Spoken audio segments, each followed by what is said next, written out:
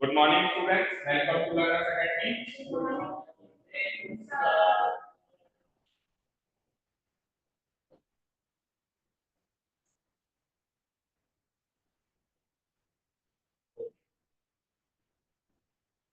So today we are here to start our grammar session. Okay, grammar also English grammar, right?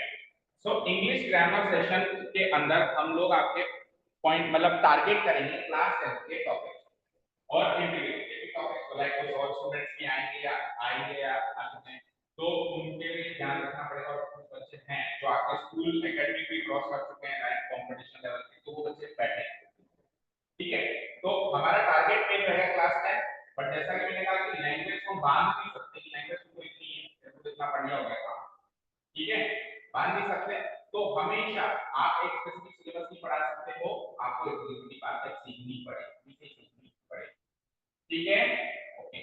चलो दूसरी बात, सबसे पहली चीज एक डिस्क्लेमर मैं आपको देता हूं। डिस्क्लेमर समझते हो?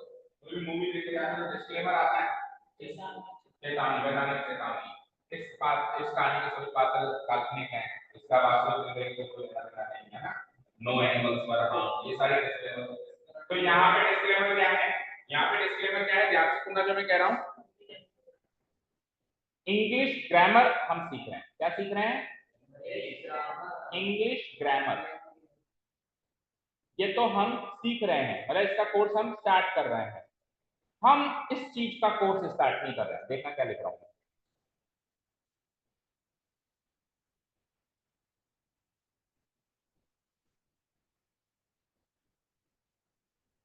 समझ आएगा?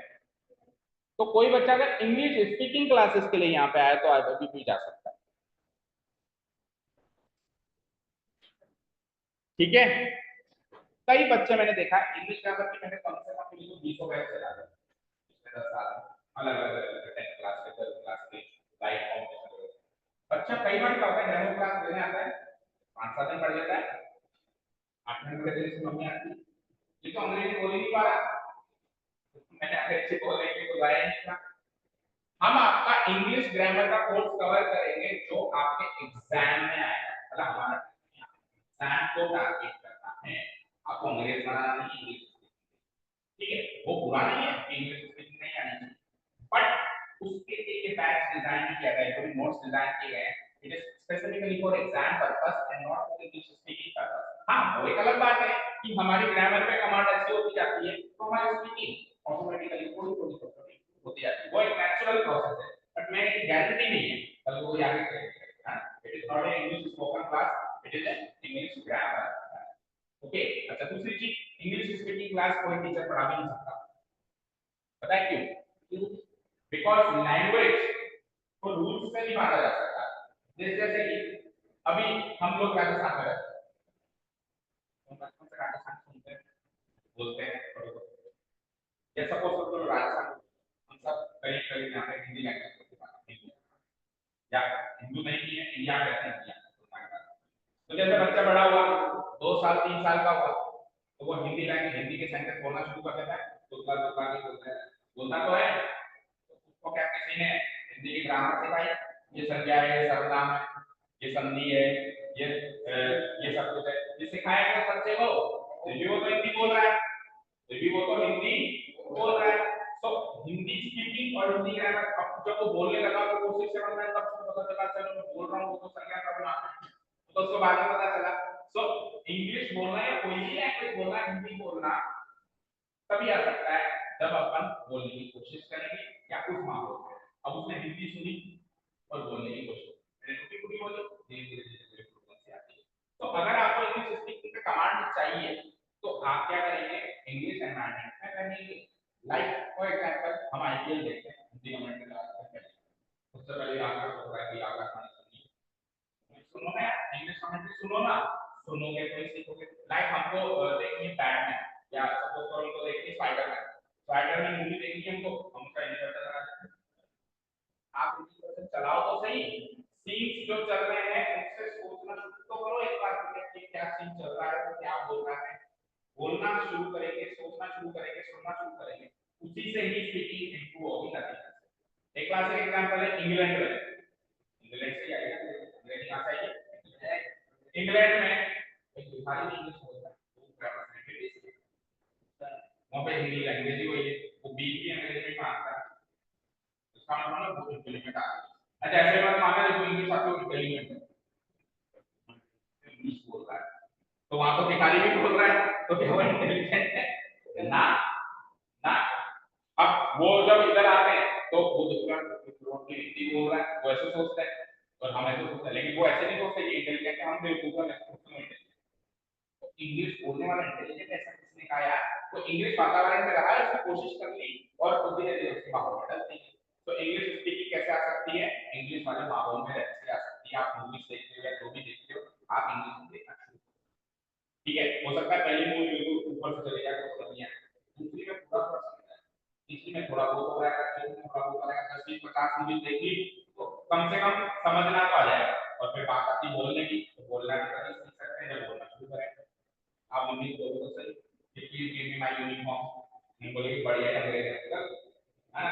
तो पहले दिन तो झपट पड़ जाए या पहले दिन तो मजाक नहीं उसमें, तो अभी जैसे एक छोटा बच्चा है, एक बार बोलता है बोलता है तो हम उसको मजाक नहीं करते, तो क्या बोला तो बोलता है कि मैं थोड़ा मान लिया, मैं बोलूं बोलो, वो बोलता है ना, बोलता है। तो अभी आप अगर मान लीजिए कुछ बोलना शुरू करें घर पे और कोई आपकी मजाक बनाए तो बात नहीं बनने दो ना, बनने दो ना। अगर आपने सोचते हुए सीखना है तो एक ही तरीका है, बोलना शुरू करें, ठीक है?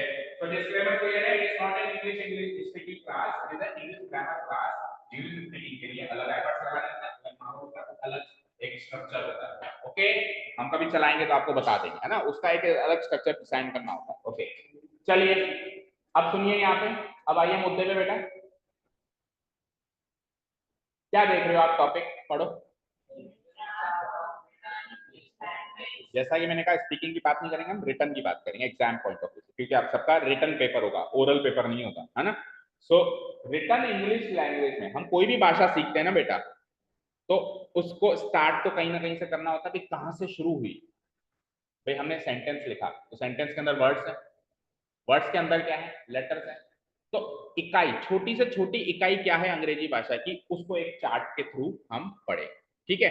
तो सबसे छोटी इकाई होती है इंग्लिश लैंग्वेज की, जिसको अपन कहते हैं अल्फाबेट। लिखो, ये चार्ट भी बना, क्या कहते हैं हम इसको? अल्फाबेट।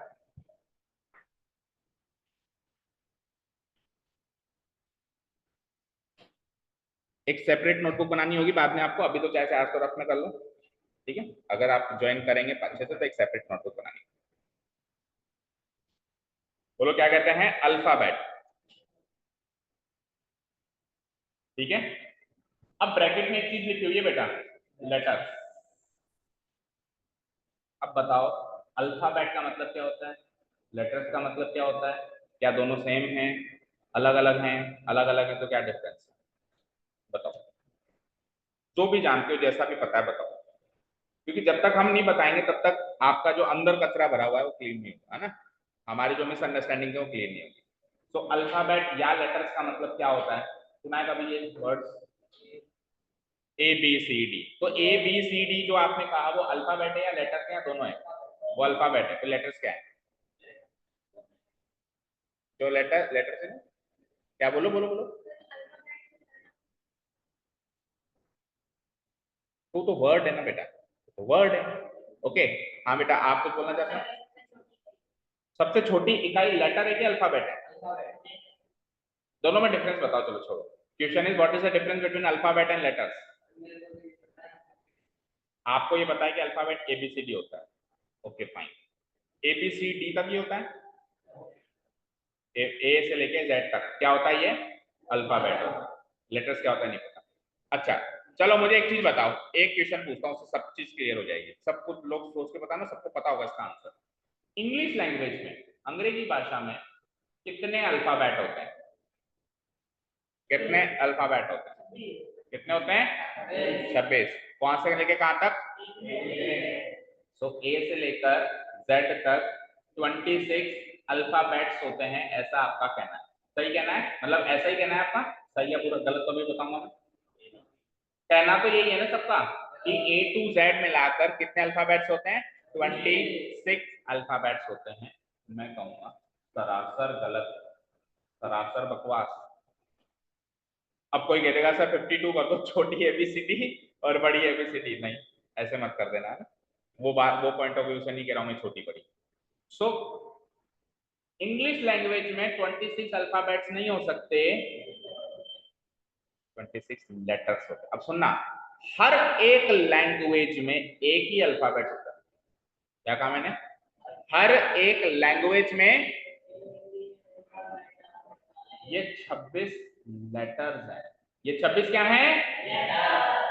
और इन 26 लेटर्स, लेटर्स को हिंदी में बोलते हैं वर्ण। क्या बोलते हैं? और इन वर्ण की जो माला बनती है उसको बोलते हैं वर्णमाला। और अल्फाबेट का मतलब होता है वर्णमाला। अब सुनना, ए से लेके जेड तक 26 लेटर्स हैं, वर्ण हैं, लेकिन इनकी माला तो एक ही है। मतलब अंग्रेजी भाषा ए से लेके जेड की वर्णमाला में ही सीमित है ना। ऐसा है क्या भाई जेड के अलावा भी कोई लेटर होता हो? इंग्लिश लैंग्वेज में नहीं होता है ना।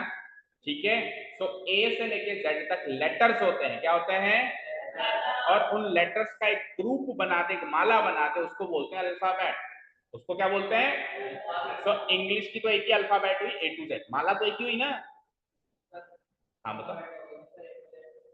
ए टू जेड अल्फाबेट नहीं है ना, ए टू जेड का ग्रुप जो है वो है alphabet. A B C D, ये अलग अलग अल्फाबेट नहीं है। कोई नहीं कहेगा कि ए अलग अल्फाबेट है, बी अलग अलग, ये तो लेटर्स है। ये तो उस वर्णमाला के वर्ण है, ये तो उस अल्फाबेट के लेटर्स है, ये तो उस अल्फाबेट के लेटर्स है। हिंदी में भी एक ही अल्फाबेट है, पूरी माला तो एक ही है, अब उसके अलग अलग लेटर्स है। हर एक लैंग्वेज में एक ही अल्फाबेट होता है। Is this thing clear to you? ठीक है, आ जाओ, कौन है इधर से, आगे से आप।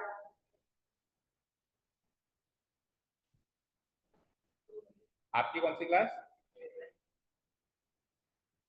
क्लास 9? आज क्लास 9? सुबह कहाँ बुलाया बेटा मैंने? काम की तो है। अच्छा सुनो इधर, इंग्लिश के लिए बुलाया था, इंग्लिश ग्रामर के लिए, वो पढ़ने आए हो क्या? मैथ्स पढ़नी है ना, तो मैथ्स की तो शाम को ही होगी, वो सुबह तो इंग्लिश ग्रामर की होगी। ओके, क्या? अभी कुछ दिन तो शाम को ही होगी, तो देखते हैं ना। ठीक है, एक बार इसका बैच बनता है कि नहीं बनता है वो डिसाइड करते हैं। मान लो इसका बैच बन गया तो फिर उस हिसाब से टाइमिंग सेट करनी पड़ेगी। मान लो इसका बैच बना ही नहीं अभी, तो फिर तो कोई इजी रहेगा हमारे लिए, मैथ्स को सुबह शिफ्ट कर देंगे। तो अभी इसका कुछ क्लासेस चलने तो फिर देखते हैं। हाँ जी। सो हर एक लैंग्वेज में कितने अल्फाबेट होते हैं? Only one, only one. ठीक है, तो एक एक सेंटेंस लिखता हूं मैं, आप उस सेंटेंस के अंदर गलती ढूंढ के बताना। अच्छा, अपन सारी जो टॉपिक सीखेंगे, नाउन प्रोनाउन सब कुछ, वो सेंटेंस से सीखेंगे। परिभाषा में बताऊंगा नाउन की परिभाषा क्या होती है, लेकिन परिभाषा is not as important as its application in the sentence. Sentence के अंदर उस परिभाषा को इंप्लीमेंट करना ज्यादा इंपॉर्टेंट है, क्योंकि आपके क्लास 10th लेवल पे नहीं आएगा कि what is the definition of noun, what is the definition of voice. समझ आया? तो मैं हर दूसरी बात पे सेंटेंस पे आ जाऊंगा, कोई भी बात सिखाऊंगा मुद्दे पे आ जाऊंगा, सेंटेंस पढ़ो और अब इसमें इसको इंप्लीमेंट करके बताओ। तो अभी एक ही बात बताइए कि इंग्लिश लैंग्वेज में कितने अल्फाबेट होते हैं? 1। लेटर्स कितने होते हैं? 26। तो एक सेंटेंस लिखता हूँ ना। अच्छा, इंग्लिश मीडियम स्कूल के बच्चे हैं सारे, तो ऐसा तो बिल्कुल नहीं होगा कि जो लिखा बिल्कुल पल्ले नहीं पड़ा, थोड़ा बहुत तो पल्ले पड़ी जाए। इजी सेंटेंस लिखूंगा, ज्यादा डिफिकल्ट नहीं लिखूंगा। और फिर भी नहीं समझ आया तो पूछ लेना कि सर ये सेंटेंस समझ नहीं आया। ओके, तो मैं लिखता हूँ, किसको पकड़ूं? इसको पकड़ता हूँ। मैं Mayan has been, सेंटेंस पे फोकस करो, मैन पे फोकस मत करो। Man has been studying English, man has been studying English for 3 months। यहाँ तक समझ में आया क्या लिखा है मैंने? क्या मतलब होगा इस सेंटेंस का? पढ़ रहा है या सीख रहा है, राइट? देखो, सेंटेंस का मीनिंग तो निकालना ही पड़ेगा, भले टूटा फूटा ही निकले, नहीं तो ग्रामर नहीं सीख सकते। ये भी फिक्स है, ये भी फिक्स है कि सेंटेंस का मीनिंग नहीं निकालना की कोशिश करें तो केवल और केवल रूल्स रख लिए तो भी आप उसको अच्छे से इंप्लीमेंट नहीं कर पाए। भले टूटा फूटा ही मीनिंग निकालो, पर मीनिंग निकालना पड़े। ओके, बट लेकिन he has not yet, या he has not learned, learn की थर्ड थर्ड फॉर्म क्या होती है? लर्न, है ना? he has not learned its alphabets yet। अच्छा, जो सिखाऊंगा उसी पे सेंटेंस दूंगा ऑब्वियसली, है ना? ऐसा नहीं कि सिखाओ को सिखाऊं, नाउन को सिखा रहा हूँ, सेंटेंस दे दिया टेंस का ना। ऑब्वियस बातों में अभी जितना मैंने सिखाया उसी पे सेंटेंस होगा, उसी की आप गलती ढूंढने की कोशिश करेंगे, है ना। अल्फाबेट, तो इसका मतलब क्या हुआ, बट के बाद पढ़े तो he has not learn it's alphabets, 3 महीने से अंग्रेजी पढ़ रहा है लेकिन अभी तक अल्फाबेट्स सीख नहीं पाया है या याद नहीं कर पाया, लर्न नहीं कर पाया। ठीक है, सेंटेंस का मीनिंग समझ में आया। तो इस सेंटेंस में अभी तक जो पढ़ा है उससे रिलेटेड कोई गलती दिख रही है आपको? क्या गलती है बोलो? जब अंग्रेजी पढ़ रहा है तो अंग्रेजी के अल्फाबेट्स कैसे सीखेगा? इंग्लिश का तो एक ही अल्फाबेट है ना। तो गलती ये है कि अल्फाबेट्स, अच्छा अल्फाबेट्स जहां पे भी लिखा हुआ हमेशा गलत हो ऐसा नहीं कह रहा हूं मैं, अल्फाबेट्स लिखा हुआ भी सही हो सकता है, पता है कब? इसी में थोड़ा फेरबदल कर दो, इंग्लिश के आगे फ्रेंच भी जोड़ दो, कि अंग्रेजी और फ्रेंच सीखने की कोशिश कर रहा है लेकिन दोनों के अल्फाबेट्स नहीं सीख पाया, तो अब 2 लैंग्वेज हो गई ना, तो एक लैंग्वेज का एक अल्फाबेट, तो 2 लैंग्वेज के 2 अल्फाबेट्स, बोलो, तो अब अल्फाबेट्स भी सही हो जाएगा।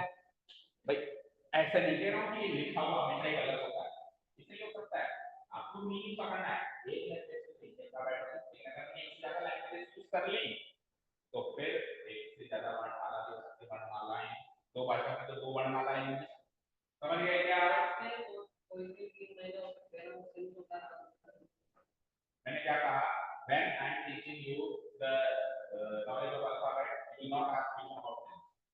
When I am teaching you tense, you will not ask question about noun. एक बार पूरा कोर्स हो जाए उसके बाद आप नहीं, समझ आएगा? क्लियर है? अभी फोकस करो इस पे, अभी आप इस पे फोकस कर रहे हो कि 4 3 मंथ्स आएगा या 3 मंथ्स आएगा, ये क्या है? प्लानिंग के टाइम सीक्वेंस है, प्रोसेस है, ठीक है, क्लियर है? ठीक है, क्लियर है कि यहां तक टेल मी, बोले यहां तक क्लियर है सबको? ओके, सो पहली छोटी से छोटी ये लैंग्वेज, ये सेंटेंस लिखने की जरूरत है, एग्जांपल था, छोटी से छोटी इकाई क्या सीखी आपने? अल्फाबेट, बोले तो लेटर्स, लेटर्स अल्फाबेट के हैं, लेकिन लेटर्स किसके हैं? ये अल्फाबेट। चलो, अल्फाबेट के कॉम्बिनेशन से जो बनता है उसको कहते हैं वर्ड, अल्फाबेट के लेटर्स के कॉम्बिनेशन से जो बनता है उसको क्या कहते हैं? वर्ड।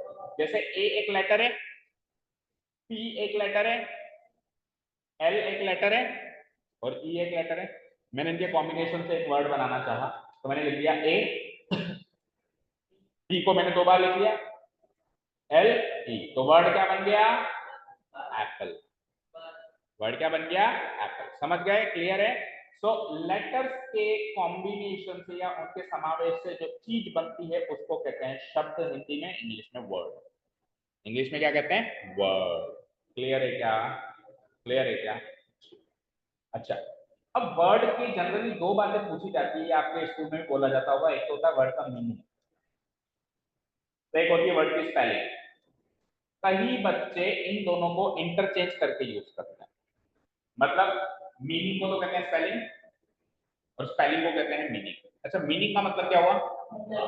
अर्थ, जैसे एप्पल का अर्थ होता है सेब, तो ये तो मीनिंग है, ये क्या है? स्पेलिंग का अर्थ क्या होता है? उसके लेटर्स को अलग अलग बोलना। जैसे मैंने कहा एप्पल की स्पेलिंग बताओ, तो आप ऐसे नहीं कहोगे सेब, मैंने कहा एप्पल की स्पेलिंग बताओ तो आप ऐसे नहीं कहोगे सेब, एप्पल की स्पेलिंग सेब नहीं, एप्पल का मीनिंग है सेब। एप्पल की स्पेलिंग क्या होगी? A B P L E, उसके अक्षरों को अलग अलग तोड़ के बताना होती है स्पेलिंग। क्या होती है? स्पेलिंग। समझ गए क्या? ठीक है भाई, मुझे आपसे पूछना है कि एप्पल की स्पेलिंग बताओ, कोई टीचर कोई मैंने देखा पूछनी तो स्पेलिंग है और आपसे पूछेंगे बता एप्पल की मीनिंग बता, फिर आप लोग अरे ऐसे तो मैं पूछ रही हूँ ए बी डी ऐसे बता, तो वो मीनिंग पूछना थोड़ा ना, वो क्या होती है? स्पेलिंग। ठीक है, क्लियर है क्या? अब वर्ड के कॉम्बिनेशन से क्या बनेगा ना, अभी सेंटेंस दूर है, अभी दिल्ली, अभी दूर, हाँ, जो वर्ड के कॉम्बिनेशन से बनता है उसको बोलते हैं फ्रेज। क्या बोलते हैं? फ्रेज। फ्रेज का हिंदी अर्थ, मतलब हिंदी में इसको बोलते हैं पद। ठीक है, ये कैसा दिखाई देता है? जैसे कि मैंने कहा टू एक वर्ड है, टू एक वर्ड है, अरे इधर ध्यान दो, टू एक वर्ड है, गो एक वर्ड है, अब मैंने एक फ्रेज बना दिया टू गो, मैंने एक फ्रेज बना दिया टू गो। ठीक है, जैसे कि इन एक वर्ड है, ए भी एक वर्ड है और क्लास भी एक वर्ड है, मैंने तीनों से एक फ्रेज बना दिया इन ए क्लास, इन द क्लास। तो वर्ड्स के दो तीन वर्ड्स या एक दो तीन वर्ड से भी ज्यादा, एक से ज्यादा वर्ड से हम एक ग्रुप बना दें और एक कुछ लिख दें, तो उस चीज को क्या बोलते हैं हम?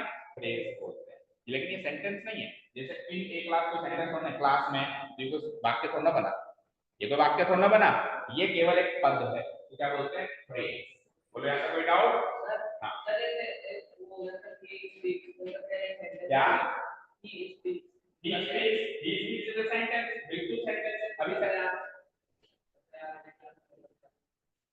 तो सेंटेंस तक आने दो, सेंटेंस की परिभाषा तो बताने दो, सेंटेंस की परिभाषा बताने दो, फिर बताऊंगा कि he speaks सेंटेंस की परिभाषा होती है क्या सेंटेंस। अभी तो फ्रेज तक ही पहुंचे हैं ना, क्लियर है? तो वर्ड इसके कॉम्बिनेशन से क्या बनता है? फ्रेज। अच्छा, फ्रेज का स्पेसिफिक मीनिंग निकल भी सकता है, टूटा फूटा भी निकलता है, कई बार बिल्कुल भी नहीं निकलता है, नहीं भी निकलता है। सेंटेंस का हर हाल में एक स्पेसिफिक मीनिंग, जिसका मीनिंग ना निकले वो सेंटेंस नहीं हो सकता। तो पहला सेंटेंस हो गई फ्रेज और सेंटेंस, ठीक है ना? अभी आगे बढ़ते हैं, क्लियर है? नेक्स्ट स्लाइड में हम पूरी सेंटेंस के बारे में पढ़ेंगे। तो यहां तक आ गए। अब वर्ड पढ़ लिया, फ्रेज पढ़ लिया। अब वर्ड्स और फ्रेजेस के कॉम्बिनेशन से जो बनता है उसको कहते हैं सेंटेंस। वर्ड्स और फ्रेजेस के कॉम्बिनेशन, यानी कुछ तो वर्ड्स ले लिए मैंने और कुछ बने बनाए फ्रेजेस उठा लिए, और इनके कॉम्बिनेशन, जरूरी नहीं है कि उठाओ, आप सारे वर्ड्स उठा लो, आप सारे फ्रेजेस उठा लो, आप दोनों का कॉम्बिनेशन उठा लो, मतलब इन दोनों के कॉम्बिनेशन से जो चीज बनती है उसको कहते हैं सेंटेंस। उसको क्या कहते हैं? लेकिन सेंटेंस बनने के लिए उसको कुछ बातें और भी माननी पड़ेगी, वो नेक्स्ट स्लाइड में देखेंगे। अभी तो केवल इतना सीखिए कि कॉम्बिनेशन से सेंटेंस बनता है, लेकिन बना या नहीं बना ये नेक्स्ट स्लाइड में देखेंगे। एक्चुअली बन पाया कि नहीं बन पाया वो नेक्स्ट, जैसे मैंने कहा इन द क्लास एक फ्रेज है, इन द क्लास एक फ्रेज है, अभी भी बताया। टू गो भी एक फ्रेज है, रुद्र एक वर्ड है, मैं एक वर्ड, अब मैं इनके कॉम्बिनेशन बना दूं। In the class Rudra to go मैं, ये सेंटेंस बनेंगे। तो कॉम्बिनेशन से तो बनेगा, लेकिन बनाया नहीं बना उसकी बात नेक्स्ट स्लाइड में करेंगे, ठीक है? समझ में आ रहा है? तो इनके कॉम्बिनेशन से क्या बनता है? सेंटेंस। और हालांकि हमारी ग्रामर तो सेंटेंस तक स्ट्रिक्ट रहेगी, लेकिन फिर भी आपको याद रहना चाहिए कि बहुत सारे सेंटेंस जब अपन मिला देते हैं तो उनसे क्या बनता है? पैटर्न। सो इस यूनिट चार्ट में कोई दिक्कत है? यहां से अंग्रेजी शुरू होती है एक्चुअली, यहाँ से अंग्रेजी क्या होती है एक्चुअली शुरू होती है। अच्छा, इंग्लिश पूरे ऑल ओवर द वर्ल्ड में इंग्लिश लैंग्वेज दो टाइप की बोली जाती है, एक होती है ब्रिटिश इंग्लिश, एक होती है अमेरिकन इंग्लिश। ठीक है? ब्रिटिश इंग्लिश तो ट्रेडिशनल इंग्लिश है, जहां से अंग्रेजी उत्पन्न हुई, ये अंग्रेजों ने उत्पन्न करी, इंग्लैंड में रहने वाले लोगों ब्रिटिश बोलते हैं अपन। और अमेरिकन इंग्लिश है मॉडर्न इंग्लिश। आजकल हर चीज अमेरिका की फॉलो हो रही है, क्योंकि वो सबसे पावरफुल देश है, हर चीज उसकी फॉलो हो रही है। तो कुछ कुछ वर्ड्स उन्होंने चेंज कर दिए या कुछ कुछ पैटर्न चेंज कर दिया, तो उस वो चेंज जो लैंग्वेज हो गई थोड़ी बहुत चेंज हो गई with the usage of time, time के साथ धीरे धीरे चेंज हो गई। तो अब जो इस समय इंग्लिश जनरली बोली जाती है ऑल ओवर द वर्ल्ड, वो मॉडर्न इंग्लिश यानी कि अमेरिकन इंग्लिश बोली जाती है। पर एग्जाम में और कोर्स में ज्यादातर ब्रिटिश इंग्लिश चलती है। एग्जाम में, स्पीकिंग में मॉडर्न चलती है, स्पीकिंग में क्या चलती है? मॉडर्न चलती है। बट रिटर्न में या एग्जाम की बात करूं तो वो जो ओरिजिनल अंग्रेजी जिन्होंने पैदा की उन्हीं की बात करते हैं। हालांकि इस चीज अपन मॉडल में यूज करेंगे, ऐसी बात नहीं है, क्योंकि कॉम्बिनेशन को यूज करना है। ठीक है? क्लियर है? बताया बिल्कुल ट्रेडिशनल अंग्रेजी, उसका पॉइंट पे बात करें तो अंग्रेजी को हमने बिल्कुल रूल्स के साथ में बिल्कुल ट्रेडिशनल चलती है, जो अंग्रेजी में बनाई वो है ट्रेडिशनल। और with the usage of time थोड़ी थोड़ी थोड़ी थोड़ी थोड़ी फेरबदल कर दी, उसमें रूल्स में भी कर दी, कुछ वर्ड्स का स्पेलिंग चेंज कर दी, कुछ वर्ड्स का प्रोनाउंसिएशन चेंज कर दिया। तो वो जो अब अंग्रेजी जो हम जनरली फॉलो करते हैं वो है हमारी, उसमें कुछ एक्सेंट चेंज हो गया, एक्सेंट समझते हो? बोलने का एक्सेंट चेंज हो गया, या स्पेलिंग भी चेंज कर दी कुछ एक वर्ड्स की, या कुछ एक रूल्स भी मान लो इधर-उधर कर दी। ठीक है? क्लियर है? बाकी जनरल रूल्स ब्रिटिश इंग्लिश के चलते हैं जो ओरिजिनल इंग्लिश है। ठीक है? चलेंगे आगे। अब फोकस करेंगे सेंटेंस के बाद अगली स्लाइड में, चलें? तो एक सेंटेंस को वैलिड सेंटेंस होने के लिए 5 बातों को मानना पड़ता है। हाई फाइव, हाई फाइव, ये 5 हाई फाइव अगर वो मानेगा तब तो वो वैलिड सेंटेंस है, अन्यथा वो वैलिड सेंटेंस नहीं। ठीक है, पहली बात पे आऊं, पहली और दूसरी बात को साथ में, सब्जेक्ट एंड प्रेडिकेट पढ़ा होगा आपने। देखो चीज मैं पढ़ा रहा हूँ, लेकिन कुछ कुछ वर्ड्स आपने स्कूल लेवल पे भी सुने होंगे, है ना? तो जो जितना आप जानते हो आप बता सकते हो। तो सुना है क्या कभी सब्जेक्ट एंड प्रेडिकेट? बोलो, सुना है? अच्छा, हिंदी में सुना है उद्देश्य और विधेय, बस वही है जो हिंदी में आपने सुना है ना, उद्देश्य और विधेय, वही इंग्लिश में क्या होते हैं? सब्जेक्ट और प्रेडिकेट। देखो मैं कोई भी बात आपको कहूंगा, कोई भी बात आपको कहूंगा, तो मुख्य, आप दो मुख्य चीजें से होने की कोशिश करो। कोई भी बात मैं आपको कहता हूँ, उसमें आपका जो दिमाग है ना, वो चीजें निकालने की कोशिश करें। एक चीज क्या होगी, इसके बारे में बात होगी। दूसरी चीज क्या होगी, क्या बात हो रही है। एक चीज क्या होगी, आपका दिमाग, क्या आप क्या सोचते हैं। मैं कुछ भी बात करूंगा तो आप सबसे पहले दिमाग आपका सोचेगा कि बात किसके बारे में है, किसी इंसान वस्तु या किसी किसके बारे में हो रही है, वो कहते हैं सब्जेक्ट। जिसके बारे में बात हो रही है उसको क्या कहते हैं? या लिविंग भी हो सकता है, नॉन लिविंग भी हो सकता है। जिसमें क्लास के बारे में बात करी, आज की क्लास शाम को 8 बजे, तो आपका दिमाग पहले सोचेगा बात किसकी हो रही है, क्लास की हो रही है। फिर दूसरी चीज पता है क्या सोचेगा आपका दिमाग, क्या बात हो रही है, क्लास की तो बात हो रही है, लेकिन बात क्या हो रही है, समझ गए?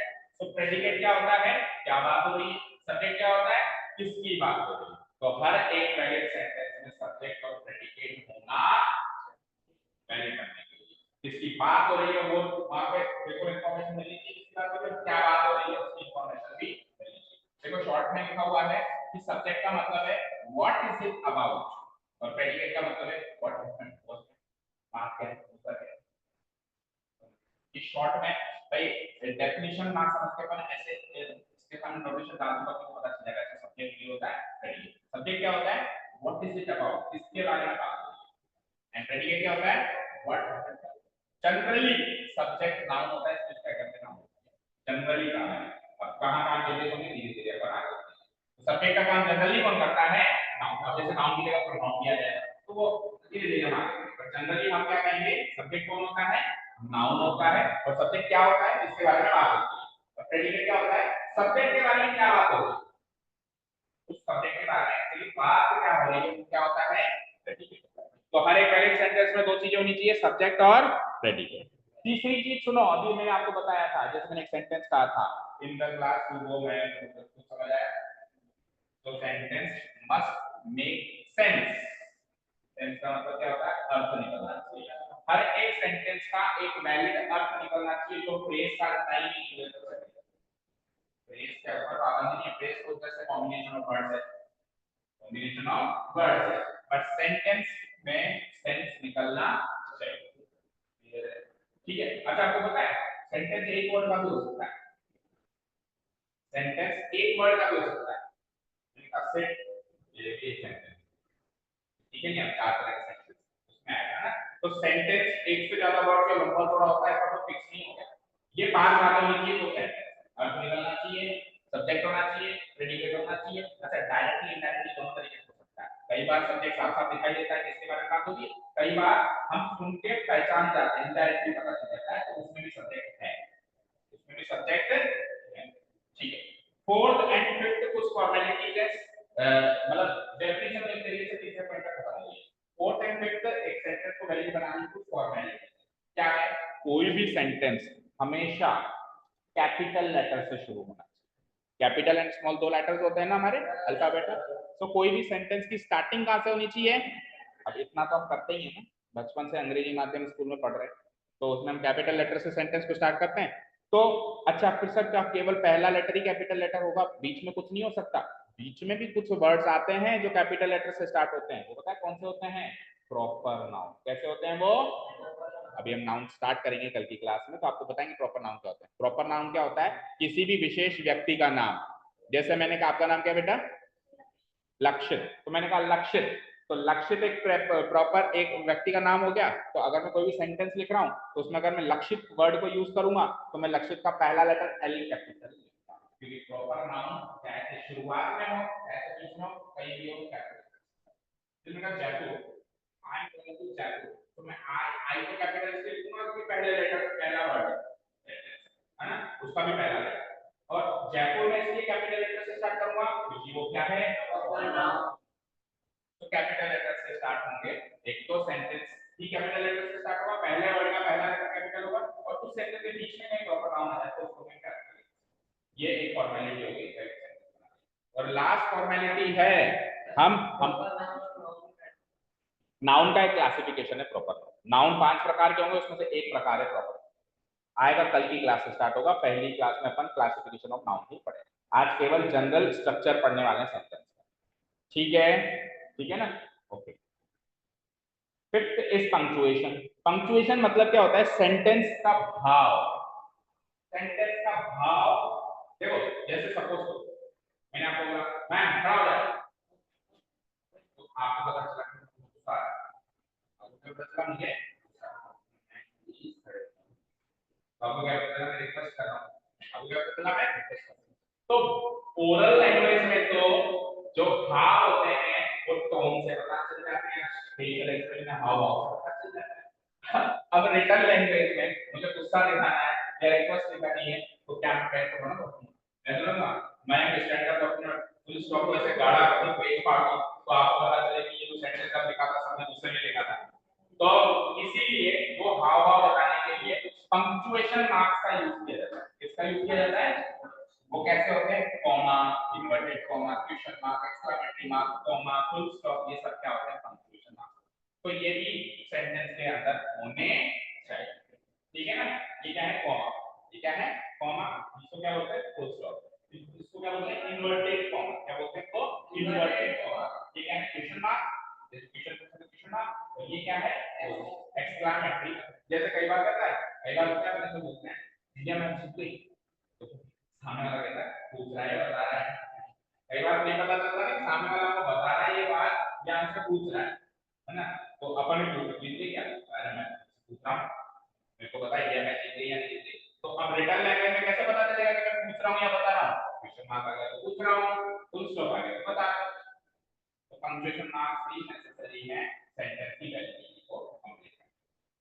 तो ये 5 बातें एक सेंटेंस में हमेशा होनी चाहिए। पहला, सब्जेक्ट एंड प्रेडिकेट होना चाहिए। सब्जेक्ट बोले तो किसके बारे में बात हो रही है, प्रेडिकेट बोले तो क्या बात हो रही है। तीसरी चीज बोलो, अर्थ निकलना चाहिए, अर्थ निकलना चाहिए, अनर्थ नहीं निकलना चाहिए, अर्थ का अनर्थ हो जाए। ओके। फोर्थ एंड फिफ्थ कुछ फॉर्मेलिटीज हैं। कैपिटल लेटर से सेंटेंस स्टार्ट होगा, उसके बीच में प्रॉपर नाउन तो वो कैपिटल लेटर रहेगा। पांचवी और आखिरी पंक्चुएशन मार्क्स भी होंगे। बोलो यहाँ पर डाउट? नेक्स्ट देखते हैं, चले नेक्स्ट स्लाइड पे। बेटा धीरे धीरे ये साथ का सुनते सुनते ही लिखते जाए, बिकॉज टाइम की बहुत ज्यादा कमी है। आप स्कूल जाओगे तो स्कूल चार बंदी में भी कब से होंगे? कल परसों से। कौन सा स्कूल? आप में से और कोई नहीं मॉडल स्कूल से? तो आप जाते ही नहीं, इनकी पहुंच ऊपर तक है शायद। बड़े टाइम बड़ा कीमती है ना। गुड, चलेंगे नेक्स्ट। जल्दी जल्दी जल्दी। अच्छा वीडियो मिल जाएगा अगर कुछ छूट जाए तो, डोंट वरी, है ना? रिकॉर्ड हो रहा है। चलो we'll go to the next slide. अब जो छूट गया वो वीडियो से रिकॉर्ड करना है ना, क्योंकि हमको कल 6-7 स्लाइड्स में कवर करनी है आज की क्लास। ओके, अब बात करते हैं सेंटेंस पे आ गए ना हम, घूम फिर के बाद सेंटेंस पे आ गए। तो सेंटेंस के पार्ट्स और सेंटेंस के टाइप्स, ये दो बातें सीखी। क्या कहा मैंने? सेंटेंस के पार्ट्स और सेंटेंस के टाइप्स। अच्छा, पार्ट्स और टाइप्स में क्या डिफरेंस होता है? मैंने कहा पार्ट्स ऑफ सेंटेंस, मैंने कहा टाइप्स ऑफ सेंटेंस, क्या डिफरेंस? उसके भाग अभी भी समझ नहीं आया, थोड़ा विस्तार से बताओ। जैसे सपोज करो मैंने कहा गाड़ी के पार्ट्स, तो गाड़ी के पार्ट्स क्या होगा? एक्सीलरेटर, टायर, ये तो उसके पार्ट्स। लेकिन गाड़ी की टाइप्स, टाइप्स कैसे होगी? सेडान, लंबी गाड़ी, एक्सयूवी, ऊंची गाड़ी, ये तो कोई प्रकार, ये तो क्या होगा? प्रकार। और पार्ट्स क्या होंगे? हम लाइक स्टीयरिंग, लाइक टायर, तो दोनों में डिफरेंस समझ में आया? अभी मैं पार्ट्स पढ़ा रहा हूं, क्या पढ़ा रहा हूं? यहाँ थोड़ा सा क्लियर हो जाना। अब आपके अभी तक आपको ऐसा लगा होगा कि हमारे सब्जेक्ट मैटर से रिलेटेड चीजें नहीं है, बाकी सब्जेक्ट मैटर से रिलेटेड यहाँ से आना। ठीक है बेटा। सो सेंटेंस को अगर मैं तोड़ूं तो अभी अभी जैसे मैंने आपको कहा कि दो पार्ट्स में टूटता है, सब्जेक्ट और प्रेडिकेट। अभी अभी मैंने क्या कहा? दो पार्ट्स में टूट जाता है। किसके बारे में बात हो रही है? क्या बात हो रही है? प्रेडिकेट। तो ये मुख्य दो पार्ट हो गए सेंटेंस के, दोनों होने ही चाहिए, नहीं तो क्या नहीं है, वो तो उसकी वैलिडिटी को साबित करने के लिए चाहिए ही चाहिए ना। अब सब वो सेंटेंस तो बन गया, अब सेंटेंस के टुकड़े कर रहा हूँ, सेंटेंस के मैं टुकड़े कर रहा हूँ, तो उसमें से क्या क्या पार्ट्स निकल के आ रहे, ठीक है भाई। गाड़ी बना ली, अब उस पर स्टैंड भी चाहिए, वो है ना वैलिड भी होना चाहिए, गवर्नमेंट रूल्स एंड रेगुलेशन पे होनी चाहिए, तो अब वो तो उसकी फॉर्मेलिटीज हो गई। लेकिन अब गाड़ी के टुकड़े कर रहा हूँ, स्टेयरिंग अलग कर रहा हूँ, टायर अलग कर रहा हूँ, ठीक है, खोल के देख रहा हूँ क्या क्या है, समझ गए। तो सब्जेक्ट एंड प्रेडिकेट आ गया। अब सब्जेक्ट का मतलब किसके बारे में बात हो रही है, प्रेडिकेट मतलब क्या बात हो रही है, तो क्या बात हो रही है उसको अगेन दो पार्ट्स में डिवाइड कर दिया गया। क्या बात हो रही है इसको अगेन दो पार्ट्स में डिवाइड कर दिया गया। आपने सुना होगा वर्ब एंड ऑब्जेक्ट, सुना सुना लग रहा है ना, देखा देखा भी लगेगा। सेंटेंस नहीं है, चिंता क्यों कर रहे हो, हर चीज को सेंटेंस से प्रमाणित किया जाएगा, डोंट यू वरी।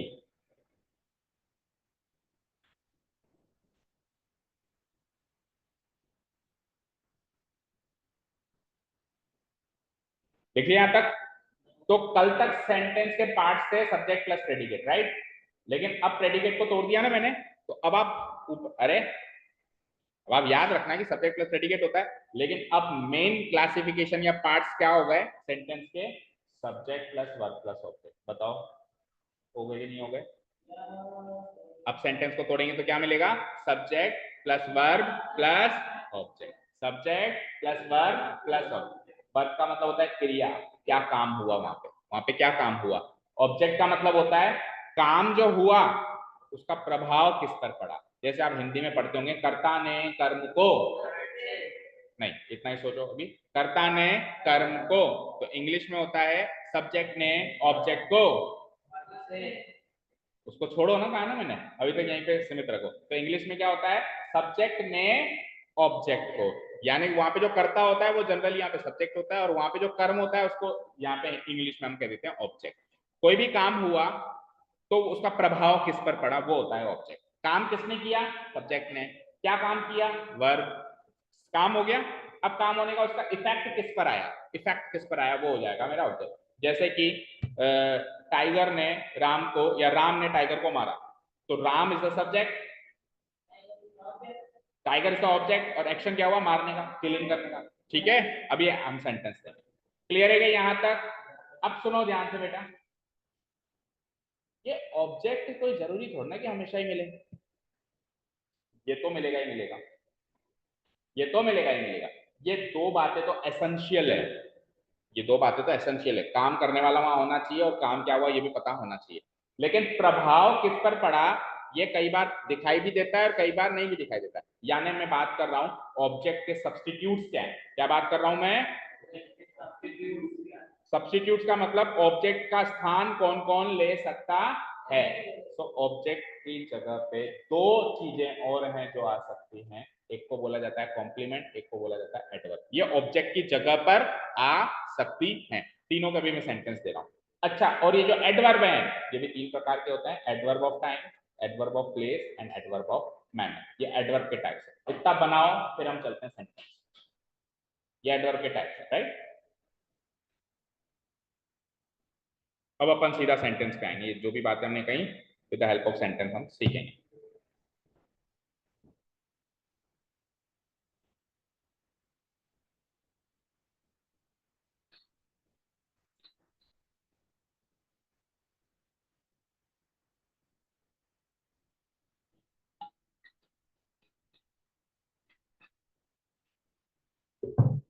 चलें, लिख लिया यहां तक।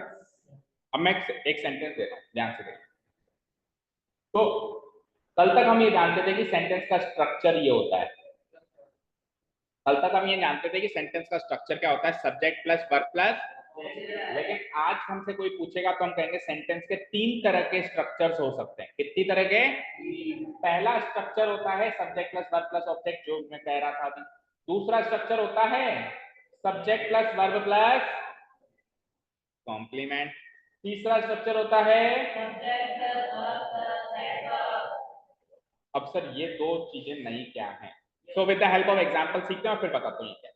सो पहले तो जो जनरल स्ट्रक्चर फॉलो होता है subject plus verb plus object का एक एग्जांपल आपके सामने, patient. Ram writes a letter, Ram एक लेटर लिखता है। इजी सा सेंटेंस है, समझ आ रहा है? मीनिंग तो निकालना ही पड़ेगा हर एक सेंटेंस का। राम एक लेटर लिखता है, तो किसके बारे में बात हो रही है? कौन कर रहा है एक्शन? कौन कर रहा है? राम। क्या एक्शन कर रहा है? तो ये तो हो गया राम, सब्जेक्ट हो गया मेरा। वर्ब क्या हो गई? राइट। और जब मैं लेटर लिख रहा हूं तो क्या लिखा जा रहा है? लेटर लिखा जा रहा है। प्रभाव किस पे पड़ रहा है? मेरे एक्शन करने का प्रभाव किस पे पड़ रहा है? लेटर पे। पहले वो लेटर लिखा हुआ नहीं था, लिखने में आ गया, तो चेंजेस किस में आए? प्रभाव का मतलब आप इसमें चेंजेस कितने, बदलाव किसमें आया? लेटर में बदलाव आया, तो लेटर में बदलाव आया तो लेटर क्या हो जाएगा? मेरा ऑब्जेक्ट हो जाएगा। बोलो पहला स्ट्रक्चर समझ आया क्या? Very easy. Ram writes a letter अभी किस स्ट्रक्चर में है? ये subject plus verb plus object वाले स्ट्रक्चर में है या नहीं? बताओ। बिल्कुल हो सकता है, सकर्मक अकर्मक क्रियाएं होती है, उस पर भी आएंगे। हाँ हो सकता है स्ट्रक्चर, तो वो सेंटेंस कैसे होते हैं, किस टाइप के होते हैं, क्यों होते हैं, उस पर आएंगे।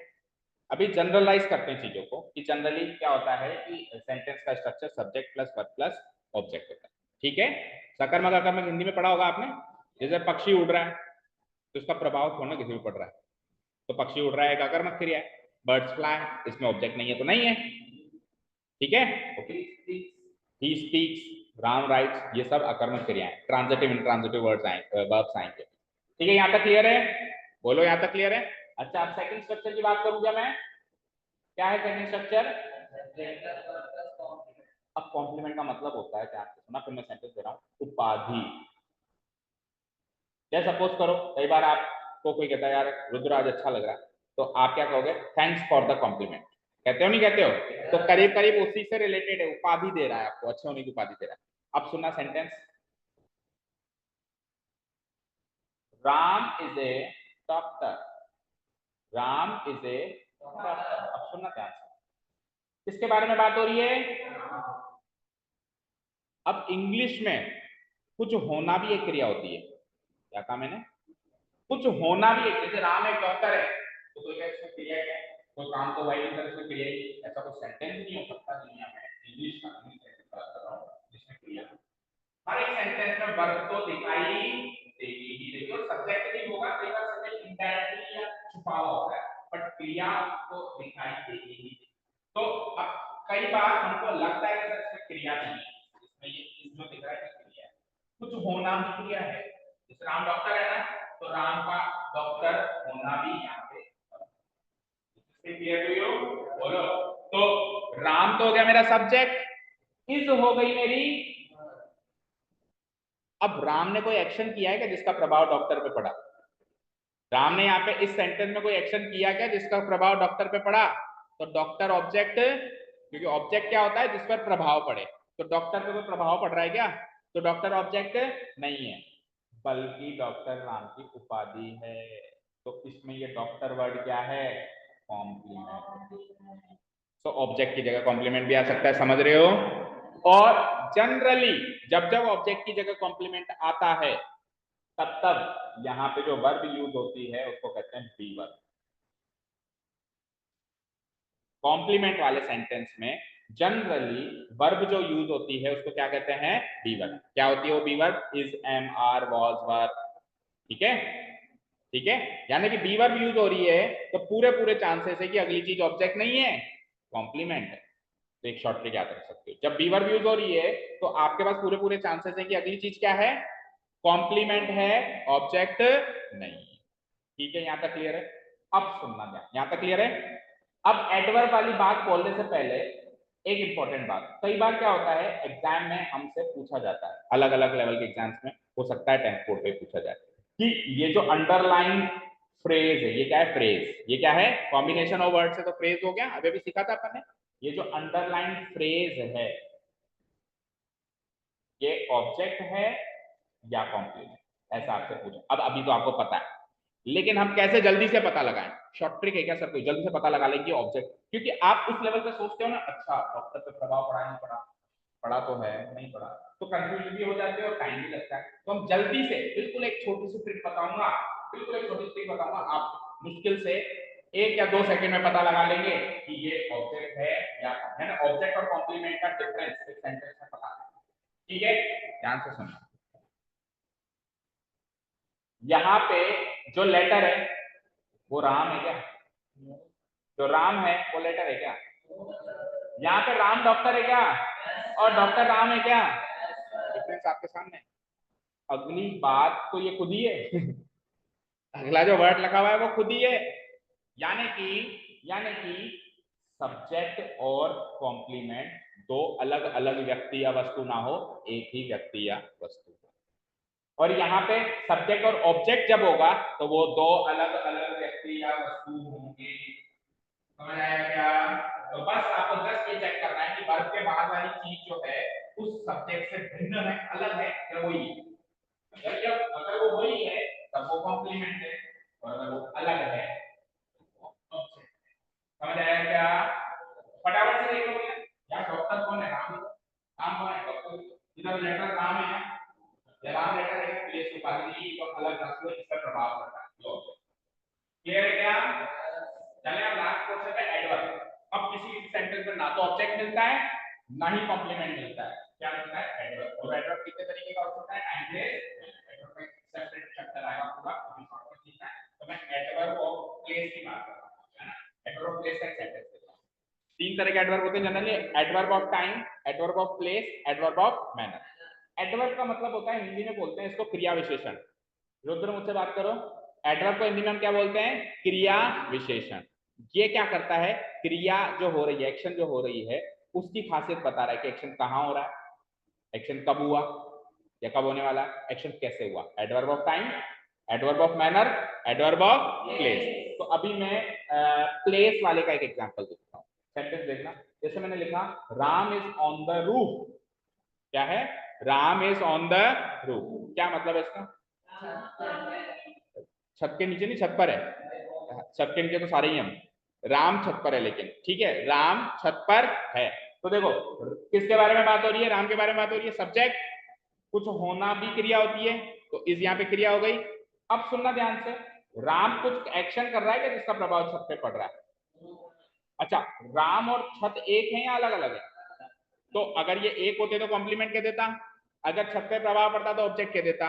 बट ना तो प्रभाव पड़ा, ना ये एक है। ये प्रूफ है कि ना तो ये ऑब्जेक्ट है ना ही ये कॉम्प्लीमेंट है। तो यहाँ पे अच्छा, एडवर्ब जो होगा वो एक वर्ड भी हो सकता है और कॉम्बिनेशन ऑफ वर्ड्स भी हो सकता है। तो यहाँ पे ऑन द रूफ जो है, ये सेंटेंस में क्रिया के जगह की जानकारी दे रही है कि एक्शन कहाँ हो रहा है। तो इसको हम क्या कहेंगे? एडवर्ब कहेंगे। यानी कि ये कौन सा स्ट्रक्चर हो गया? Subject plus verb plus adverb. जैसे we are in the class, तो वी सब्जेक्ट, आर वर्ब, और इन द क्लास क्या माना जाएगा? Adverb of place. क्या माना जाएगा? एडवर्ब। जैसे एडवर्ब ऑफ मैनर का एक एग्जांपल ले लो, लग गया। मैंने कह दिया राम प्लेस वेल। क्या कहा मैंने? Ram place well.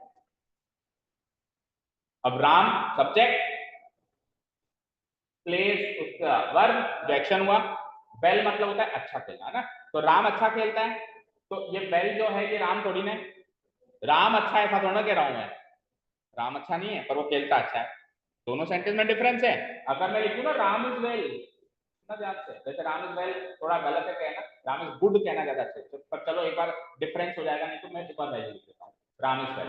तो अब इसमें इसकी ये उपाधि है, अब वेल जो है कॉम्प्लीमेंट है, क्योंकि अच्छा कौन है? राम ही है। अब इसमें वेल की उपाधि है, उसमें वो एडवर्ब है। तो एक ही वर्ड एडवर्ब भी बन सकता है, एक ही वर्ड ऑब्जेक्ट भी बन सकता है, और एक ही वर्ड कॉम्प्लीमेंट भी बन सकता है। एडवर्ब होना, कॉम्प्लीमेंट होना, ऑब्जेक्ट होना, तो उसका काम है। तो उस जगह वो क्या काम कर रहा है? ऑब्जेक्ट का काम कर रहा है या कॉम्प्लीमेंट का काम कर रहा है? क्या जैसा भी बोल रहा है, अभी वो पढ़ने का काम कर रहा है, तो वो स्टूडेंट बात आगे खेलेगा तो प्लेयर बन जाएगा। समझ गया ना? तो ये वेल वर्ड जो मैं कॉम्प्लीमेंट कर रहा है, वेल वर्ड यहाँ पे एडवर्ब ऑफ मैनर की तरह, इसकी तरह है। राम खेलता है, कैसा खेलता है? अच्छा खेलता है। तो ये वेल जो है एक्शन के होने की जानकारी दे रहा है, किस तरीके से एक्शन हो रहा है। इसको क्या कहेंगे हम? Adverb of manner. Ram place cricket में, क्रिकेट को ऑब्जेक्ट माना जाएगा, इसमें क्रिकेट को ऑब्जेक्ट माना जाएगा। क्रिकेट को एक काम थोड़ी है, क्योंकि होती तो ये तीन चीजें ही है, इसके अलावा जो भी बाकी चीज नहीं होती। और जनरली जनरली जो चीज किसी में ना आता है वो ऑब्जेक्ट नहीं आता। तो आप ऐसे चेक कर लिया करो, एडवर्ब है या कॉम्प्लीमेंट है। अगर दोनों नहीं है तो 100% ऑब्जेक्ट। क्लियर है क्या? कॉम्प्लीमेंट का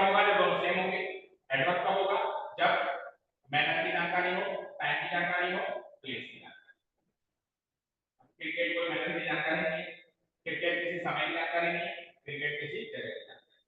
ठीक है, क्लियर है? जैसे का Ram plays in the stadium, अब in the stadium, in the stadium matter ये है। क्लियर है क्या पार्ट्स ऑफ सेंटेंस? हाँ तो दोनों भी हो सकते हैं, ऑब्जेक्ट कॉम्प्लीमेंट ऐसा तीनों का समावेश भी हो सकता है। अब इसने कहा Ram place cricket in the stadium, cricket object है, इन द स्टेडियम है। देखते हो, ठीक है, क्लियर है क्या? ठीक है, तीनों मतलब एक साथ आ जाते हैं कई बार। कहां एक्शन हुआ वो भी बता दो, कब एक्शन हुआ वो भी बता दो, कैसे एक्शन हुआ वो भी बता दो। ठीक है, क्लियर है ना? चलो अब पार्ट्स ऑफ सेंटेंस के बाद हम चलते हैं अगला टाइप्स ऑफ सेंटेंस। ये लिख लिया, एग्जाम्पल वाले ना लिखो, चार्ट तो बना दिया, ठीक है, और चाहो तो एग्जाम्पल भी लिख लो इफ यू वांट। चलो बाद में लिख लेना ना। आओ पार्ट्स के बाद आ जाओ बेटा टाइप्स। ठीक है, तो ब्रॉडली स्पीकिंग क्या हुआ, धुंधला दिख रहा है थोड़ा, कोई बात नहीं, मैं बता दूंगा पढ़ के। ब्रॉडली स्पीकिंग चार तरह के सेंटेंस होते हैं। कितने तरह के सेंटेंस होते हैं? चार।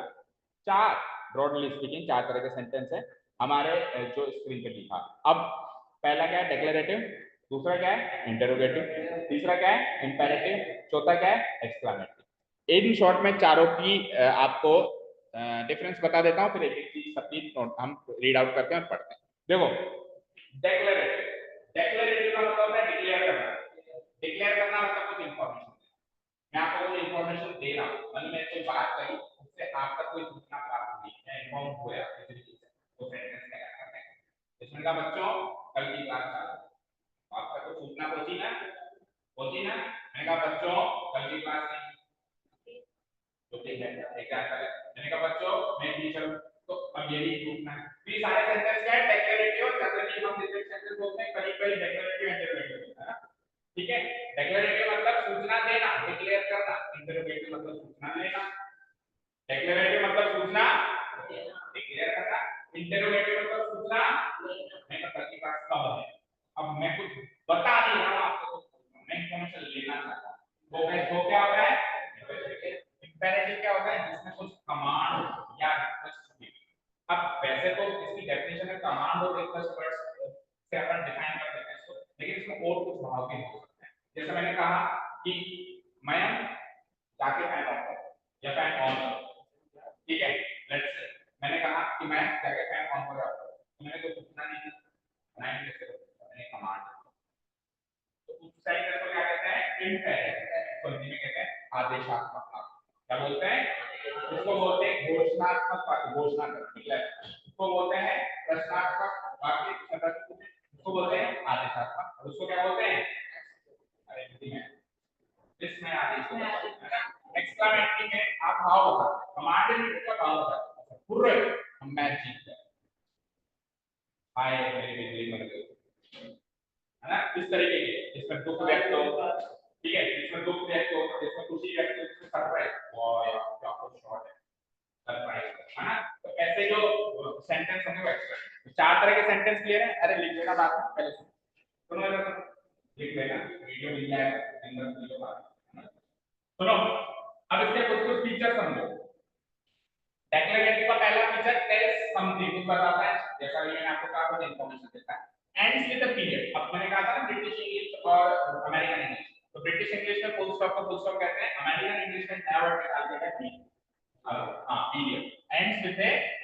तो हम अभी जो कोर्स चला रहे हैं मिक्स लैंग्वेज करेंगे ताकि आपको भी पता चले, आपकी चीजें भी बढ़ जाए कि पीरियड का मतलब फुल स्टॉप होता है, अमेरिकन इंग्लिश में तो पीरियड। तो आप ऐसे याद रखो, तो आप ends with a full stop भी लिख सकते हो। ओके फाइन, तो एक ही वर्ड के दो चार मीनिंग निकलते हैं,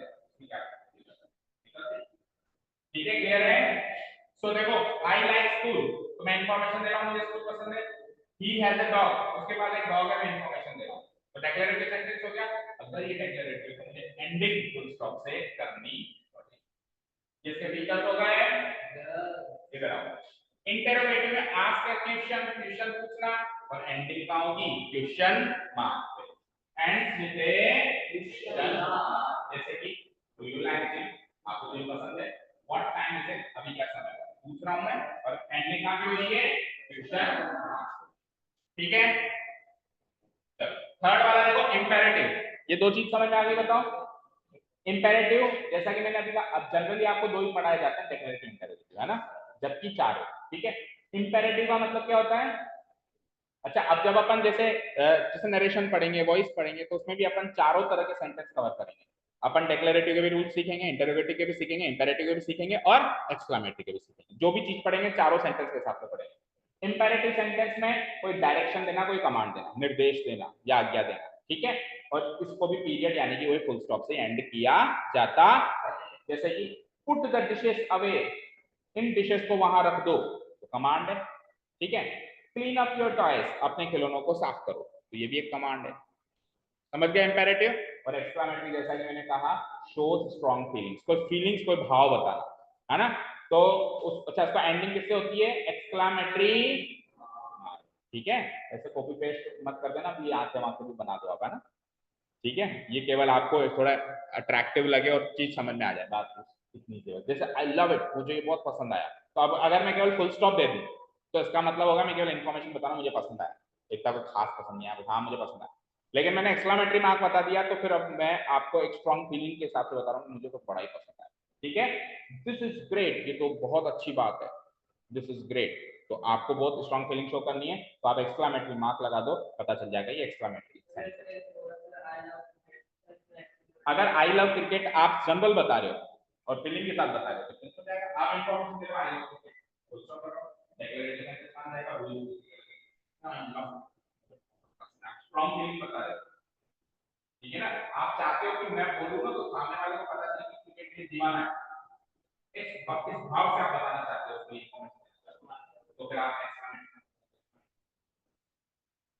क्लियर है क्या? ठीक है। सो टाइप्स ऑफ सेंटेंस अब सुनना ध्यान से। अब जो आप कह रहे हो ना कि हमको तो जनरल ये दो ही बताए जाते हैं, ठीक है। तो ये दो इसलिए बताए जाते हैं क्योंकि मोस्ट ऑफ द ग्रामर इन दो के हिसाब से चलती है, कुछ थोड़ा सा ग्रामर का पोर्शन इन दोनों के हिसाब से चलता है, वैसे होते ये चार। तो इन दोनों को विस्तार से समझना बहुत जरूरी है। तो बात करते हैं इनके स्ट्रक्चर की, इनके स्ट्रक्चर की।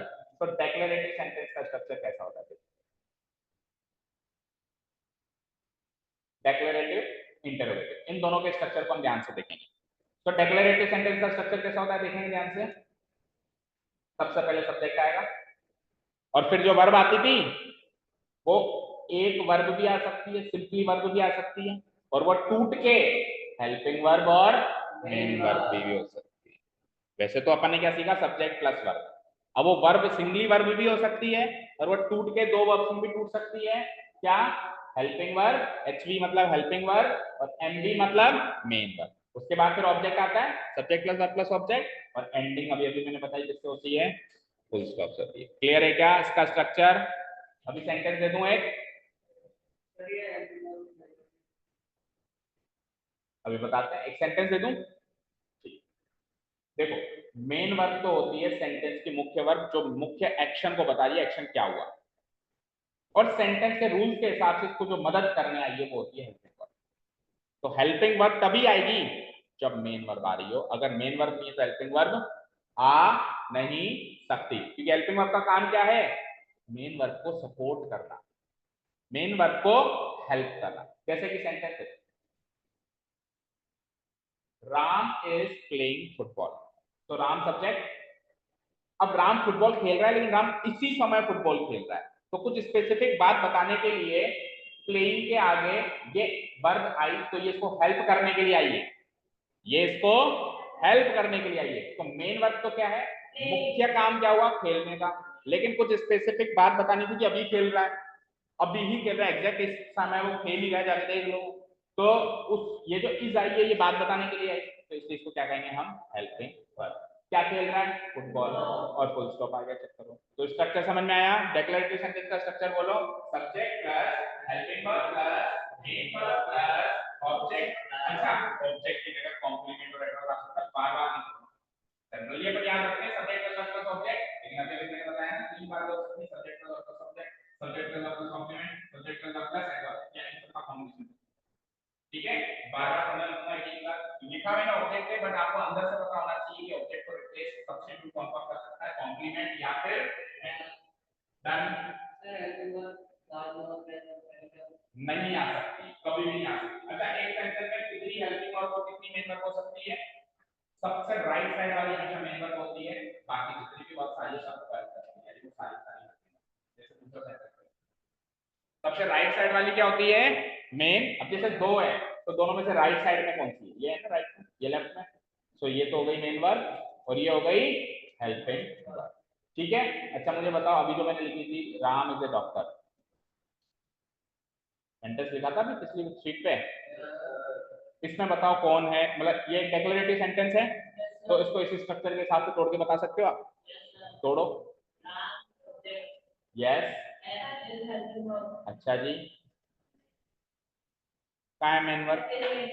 तो फिर हेल्पिंग वर्ब कहाँ है? Very good. देखो मैंने अभी अभी क्या कहा, हेल्पिंग वर्ब आएगी तो मेन वर्ब को आना पड़ेगा। तो याद रखना, जिंदगी में अगर सेंटेंस में एक ही वर्ब है तो वो कभी भी हेल्पिंग वर्ब हो ही नहीं सकती। जब वर्ब ही एक है तो वही मेन वर्ब है, कुछ होना भी क्रिया होती। समझ आया क्या? ठीक है। इस सेंटेंस में इज हेल्पिंग वर्ब है, इस सेंटेंस में इज मेन वर्ब है। समझ आया? यहाँ पे मेन एक्शन हो रहा है खेलने का, यहाँ पे मेन एक्शन हो रहा है होने का। और मेन वर्ब क्या होती है? जो मेन एक्शन हो। समझ आया? और डॉक्टर बोलो, इज ए डॉक्टर बोलो, ऑब्जेक्ट नहीं कॉम्प्लीमेंट, उसका सब्स्टिट्यूट। अभी अभी बताया था ना, राम और डॉक्टर सेम है ना, और फुल स्टॉप। देखो यार, अपन याद ऑब्जेक्ट करेंगे लेकिन इसके सब्स्टिट्यूट माइंड में रहने चाहिए, कॉम्प्लीमेंट और एडवर्ब। ऑब्जेक्ट कॉम्प्लीमेंट एडवर्ब तीनों एक दूसरे के सब्स्टिट्यूट। आगे अब इंटरोगेटिव सेंटेंस का स्ट्रक्चर सुनो, कुछ भी नहीं करना। क्या बाहर निकालना है? क्या बाहर निकालना है? गलत, पहली वर्ब। बोलो मेरे साथ, क्या बाहर निकलता है? पहली वर्ब। अब मान लो एक ही वर्ब है तो वही बाहर आ जाएगी। जैसे मैंने कहा राम इज ए डॉक्टर, एक ही वर्ब है तो इस बाहर निकालो, इस राम है डॉक्टर, तो पहली वर्ब बाहर आ जाती है। जनरली कुछ कुछ टेंस के अंदर इसके रूल चेंज है, अभी अपन टेंस सीखेंगे तो बता देंगे। जनरली इंटरोगेटिव स्ट्रक्चर कैसे बनता है? डेक्लेरेटिव स्ट्रक्चर के पहली वर्ब को बाहर निकाल दो, बाकी सब सेम, बाकी सब सेम। तो एक सेंटेंस देख लो, जैसे इसी सेंटेंस का इंटरोगेटिव स्ट्रक्चर बता सकता है कोई? पहली वर्ब को बाहर निकालो, इज, फिर आप लिखो सब्जेक्ट राम, फिर आप मेन वर्ब लिख लो प्लेइंग, एंड देन ऑब्जेक्ट लिख लो फुटबॉल, और फिर क्वेश्चन मार्क। अच्छा, इस सेंटेंस का इंटरोगेटिव बनाना, सब रफली बना, ये तो बना दिया आपने ना। इस सेंटेंस का बनाना मैं आपको कह रहा हूं, Ram has been playing football. ठीक है, फॉर 3 आवर्स लगा, ये एक डेक्लेरेटिव सेंटेंस है बेटा। बोलो ये डेक्लेरेटिव सेंटेंस है क्या? देखो राम सब्जेक्ट, हैज और बीन दोनों हेल्पिंग, प्लेइंग लगाना भूल गया, सॉरी, प्लेइंग तो लिखा, हैज और बीन दोनों हेल्पिंग वर्ब, प्लेइंग या हैज बीन एक साथ भी कह सकता हूँ, हैज बीन प्लेइंग वर्ब। ठीक है, फुट प्लेइंग मेन वर्ब, क्या खेल रहा है? ऑब्जेक्ट, फॉर 3 आवर्स, टाइम की जानकारी एडवर्ब। मैंने कहा ना अभी अभी, ऑब्जेक्ट एडवर्ब और कॉम्प्लीमेंट तीनों भी साथ में आ सकते हैं, कोई भी दो भी साथ में आ सकते हैं। ये तो डेक्लेरेटिव स्ट्रक्चर के हिसाब से ब्रेकिंग हो गई इसकी। अब इसका इंटरोगेटिव स्ट्रक्चर बनाना है, तो बोलो कौन सी वर्ब बाहर आएगी? एस बाहर आएगी, तीन बाहर आएगी, या दोनों बाहर आएगी? तो आप ऐसे याद रखो बेटा, ऐसे याद रखो, बाहर हमेशा एक ही वर्ड आ सकता है। कैसे याद रखो? एक ही वर्ड आ सकता है। आप ऐसे मत याद रखो कि एक ही वर्ब आ सकती है। सुनना ध्यान से क्या कहा मैंने, एक ही वर्ब नहीं बाहर आएगी, एक ही वर्ड बाहर आएगी। क्यों? क्योंकि कई जगह एसबी को एक ही वर्ब पढ़ाया जाता है, तो अगर आपने ऐसे याद रख लिया ना एक ही वर्ब बाहर आएगी तो पूरा ऐसे बाहर निकाल देगा। मैंने क्या कहा? एक ही वर्ड बाहर, एक ही वर्ड, उस वर्ड के स्ट्रक्चर में जो पहला वर्ड है वो वर्ड बाहर आएगा, सब बातें।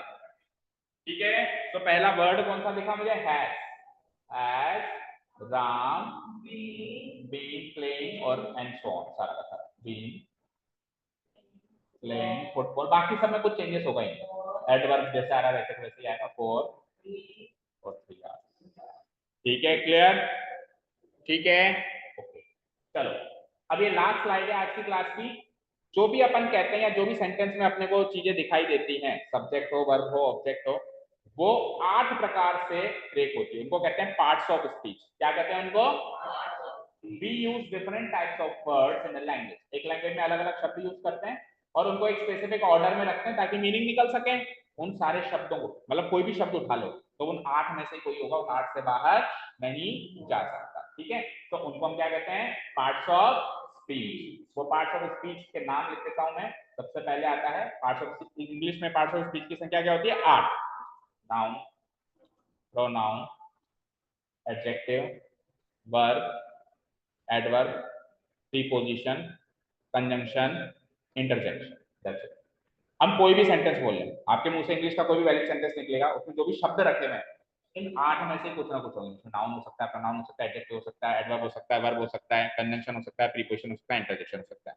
ठीक है, कल से अपन पहला पार्ट ऑफ स्पीच शुरू करेंगे जिसको कहते हैं नाउन। प्रोनाउन आएगा। एक एक पार्ट ऑफ स्पीच को पकड़ते पकड़ते हम हमारे ग्रामर सेशन को आगे चलाएंगे। अच्छा जी, एक सेंटेंस देखो जिसमें इनमें से कुछ एक पार्ट ऑफ स्पीच यूज हो रहे हैं। जैसे मैंने लिखा Ram goes to school daily. तो अब इसको subject plus verb plus object ऐसे नहीं तोड़ना, मतलब टाइप्स ऑफ सेंटेंस के हिसाब से नहीं तोड़ना। देखो दो तरह से सेंटेंस टूटता है, एक तो पार्ट्स ऑफ सेंटेंस, एक पार्ट्स ऑफ स्पीच। एक पार्ट्स ऑफ सेंटेंस, एक पार्ट्स ऑफ स्पीच। अगर मैं इसको पार्ट्स ऑफ सेंटेंस के हिसाब से तोड़ूं तो ये सब्जेक्ट, ये वर्ब, टू स्कूल एडवर्ब, कहां जा रहा है, जगह की जानकारी, daily again adverb, daily again adverb क्यों हो गया, प्लेस की टाइम की जानकारी। तो ये तो हो गया एडवर्ब ऑफ प्लेस और ये हो गया एडवर्ब ऑफ टाइम। तो मैंने क्या कहा कि ये तो किस हिसाब से तोड़ा है मैंने सेंटेंस को, पार्ट्स ऑफ सेंटेंस के, सेंटेंस के प्रकार है। अब इसमें जो वर्ड्स आ रहे हैं उन वर्ड्स को मैं पार्ट्स ऑफ स्पीच में डिवाइड करूं तो पहला वाला जो वर्ड होगा ना राम, वो होगा नाउन। क्यों होगा, कल नाउन स्टार्ट करेंगे समझ में आ जाएगा। गोज होगी इसमें से ये चौथी पांचों पार्ट्स ऑफ स्पीच वर्ब। टू क्या होगा, प्रीपोजिशन। टू क्या होगा, स्कूल क्या होगा, इसमें से एडवर्ब या नाउन। देखो मेरी बात सुनो, स्कूल नाउन है, टू प्रीपोजिशन है, लेकिन ये दोनों फ्रेज जब बनता है तो ये एडवर्ब बनता है। बढ़िया सिंपल से बात है, स्कूल नाउन है, टू प्रीपोजिशन है, लेकिन टू स्कूल जगह की जानकारी। मैंने कहा सिंपली स्कूल जगह की जानकारी नहीं, मैंने कहा सिंपली टू इसी जानकारी नहीं, लेकिन टू स्कूल जो पद बना, फ्रेज बना, वो जगह की जानकारी है। समझ गए? और डेली को ऑब्वियसली एडवर्ब ऑफ टाइम रहेगा, डेली एडवर्ब। ठीक है क्या? क्या? हाँ 8 के 8 भी आ सकते हैं। फिर अच्छा थोड़ा थोड़ा सुन लो। नाउन मतलब किसी व्यक्ति वस्तु स्थान का नाम, आपने सुना होगा। प्रोनाउन मतलब जो नाउन की जगह आता है, जो नाउन की जगह आता है। जैसे मैंने कहा राम अच्छा लड़का है, मैंने कहा वह अच्छा लड़का है, तो राम को मैंने वह से रिप्लेस कर दिया, तो वह क्या है, सर्वनाम, संज्ञा के स्थान पे। जो वैसा इन दोनों की परिभाषा, इन दोनों को मॉडिफाई करे, इन दोनों की विशेषता बताए। नाउन संज्ञा या सर्वनाम की विशेषता बताने वाला क्या होता है, विशेषण, एडजेक्टिव। शॉर्ट में बता रहा हूँ, ना एक एक का डिटेल में चैप्टर लेना। वर्ब मतलब अभी बताया था क्रिया, और जो क्रिया की विशेषता बताया वो एडवर्ब क्रिया विशेषण। प्रीपोजिशन होता है जो शब्दों को शब्दों से जोड़े, जैसे गोज को स्कूल से जोड़ने वाला, टू प्रीपोजिशन। कंजंक्शन जो वाक्यों को वाक्यों से जोड़े, प्रीपोजिशन जो शब्दों को शब्दों से जोड़े, कंजंक्शन जो वाक्यों को वाक्यों से जोड़े। एक वाक्य बोलती है, एक वाक्य बोलती है, दोनों को जोड़ने के लिए पूरा एक कंपाउंड सेंटेंस अपन पढ़ेंगे, कंपाउंड सेंटेंस, कॉम्प्लेक्स सेंटेंस। तो एक वाक्य को दूसरे वाक्य से जोड़ते हैं, उसको कहते हैं कंजंक्शन। इंटरजेक्शन हमारे कोर्स में, मतलब हमको नहीं पढ़ना, आपको यहीं तक पढ़ना है, तो बोलना भूल गया, हमको हमारे कोर्स में रिलेटेड यहीं तक पढ़ना है ताकि एक पार्ट ऑफ स्पीच होता है। इंटरजेक्शन वही है, हुर्रे, ब्रेवो, शाबाश, तो इसके बारे में ज्यादा नॉलेज नहीं, बस पता होना चाहिए क्या होता है। डन, बोलो समझ आया आज जो भी पढ़ाया बेटा? End of session. Thank you so much for, कल से नाउन स्टार्ट करेंगे, पहला part of speech. Okay, thank you so much for listening to us, have a nice day, keep learning and bye. आप सब लोग मुझे